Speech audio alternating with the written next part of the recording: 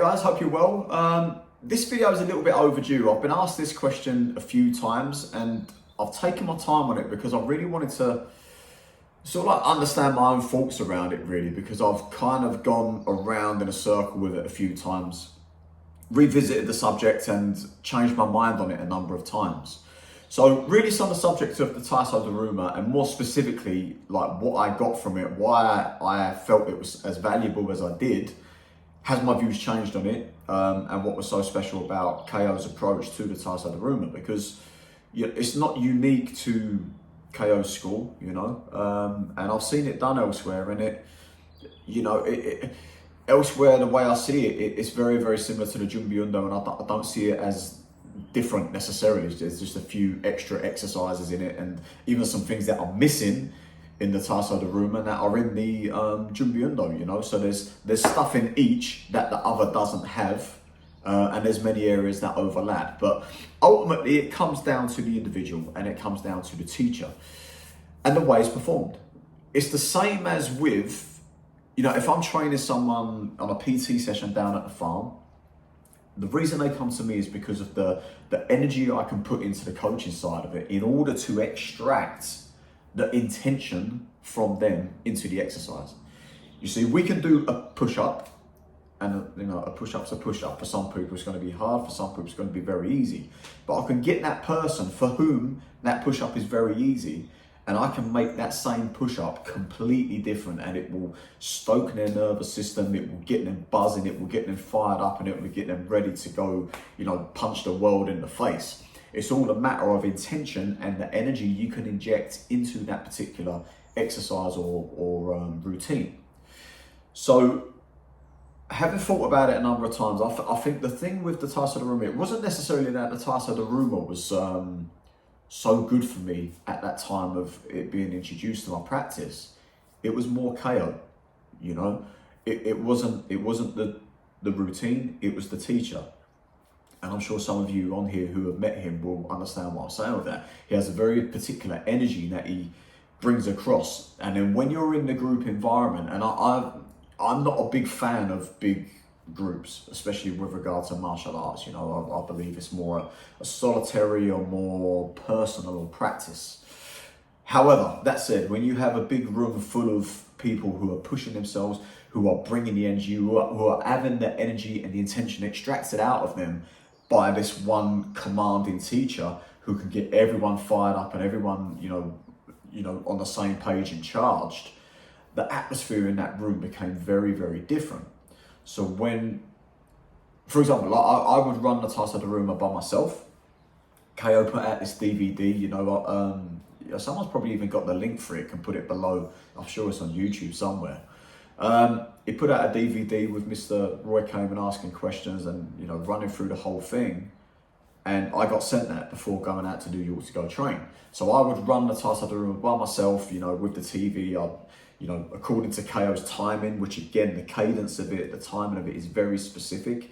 It's and that has an effect of building to a crescendo and then bringing you back down again. So you're going in these wave-like forms with regard to heart rate, with regard to the nervous system. So you're going through these little mini cycles within the workout, and it's all to do with the timing and to do with the breathing regulation. Now, I would follow that DVD, and I got quite good at it. I'd be able to rep out and on the bit with like the Taiso Daruma push-up, which is probably maybe the most challenging part of it. I would pause the video and I'd be able to bang out sort of like 30 upwards reps, no problem at all. Fast forward a couple of months after I've been working on it, I go out to New York, run it in front of KO, and I'm dying within 5 minutes of running the Taiso Daruma. We haven't even got to the push-up part yet, or the more demanding exercises, and I'm going lightheaded and almost passing out because of the amount of intensity you're putting into that. Now, you could perhaps make the argument, should you be training with such intensity all the time? And I would probably say no. From a standpoint of a strength coach and, a health coach, training yourself to that intensity all the time, every day, as he was advising, I think would lead to burnout. And in my case, actually did. I was fried from a nervous system standpoint. lost a hell of a lot of body weight, a lot of muscle mass, and was generally, quite anxiety ridden and prone to certain thought patterns and behaviours which weren't very healthy, should we say. Can I attribute it to that? No. But is it a contributing factor of too much stress for too long? Perhaps. So we need to, again, train smart, and this is why I wanted to do this video and take my time to really get my thoughts together before I presented it to you guys. So, running it on my own was fine. I could do that, not a problem at all. And then when I go over to New York, like, everyone's getting their ass kicked, everyone's having a hard time of it. And there were times where I would be running the Taiso Daruma out there, and I'd get even like weird stuff, like getting quite emotional. Sometimes you'd get, a little bit teary-eyed or whatever, and it was just the most bizarre environment, and it's probably not for everybody. But for me at that time in my training, it really energized my practice and injected some life into something that at that time was going a little bit stale for me. So then being able to take that same energy then into the kata, which is now, it's the reason why you do it, to bring the life and the flavor to your kata and the energies, as you used to say.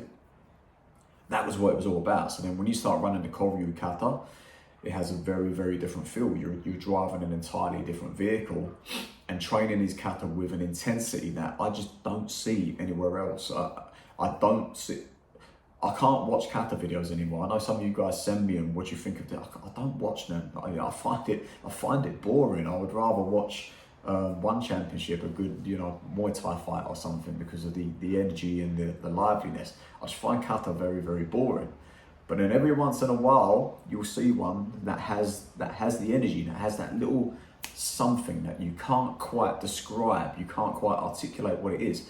Closest, best example I could probably give is Masanobu Shinjo, where you watch him and you're like, whoa, there's, that's a little bit different. There's a different vibe about that. And I just don't see that anymore. I don't see anybody in Okinawa. Nobody does that for me, But for those of you who have, trained with KO, if you watch Baya Performer Kata or Chris Chin or, Kevin Lau's son, Nick Lau, man, he's a little beast. He's a savage. You see how these guys move, and with the intensity that they bring to it, it's very, very different. So that for me, that's just some thoughts on the Taiso Daruma. Like I say, don't get too hung up on the Taiso Daruma itself. It's not so much about the exercises or the order of it. There's nothing really unique in there. Basically, you've got Junbyo with some Ashtanga yoga thrown in. That's basically it. So there's no great secret to it. The secret to it was the teacher, being KO, and the environment in which it was conducted. And when you take yourself out of that environment, you still train it intense. You can still bring some of that energy, but it's not the same as that. And then when you leave that environment, you take a little bit of that energy with you. And I don't want to get too woo-woo about this, but I think some of you probably understand what I mean by that. If you're able to be around a situation or an environment that leaves you charged, when you leave that environment, if you can, through the use of your mind, through use of meditation, through use of breathing or smells or sounds or whatever it might be, clothing, all these things that remind you of that time and place, again, to bring back to the Sakyan tattoo that I have done on the back of my neck, it ties into that. If you are closely linked to that environment and that situation, when you then go out of that, if you're able to take your mind back to there, you can, in effect, bring some of that flavor and some of that energy to your practice now. And that's the importance of having these top-up trips to see, if you're fortunate enough to have a teacher who brings this for you, have these top-up trips so that you touch the energy again, and then you take that back into your practice, and you're keeping your training with vigor then. But hopefully that explains a little bit about why I put such importance on it. Like I say, it's not necessarily the Taiso Daruma itself, it's more the practice and the way it was practiced, the intensity in which it was practiced, and the energy that it brought out into my training elsewhere.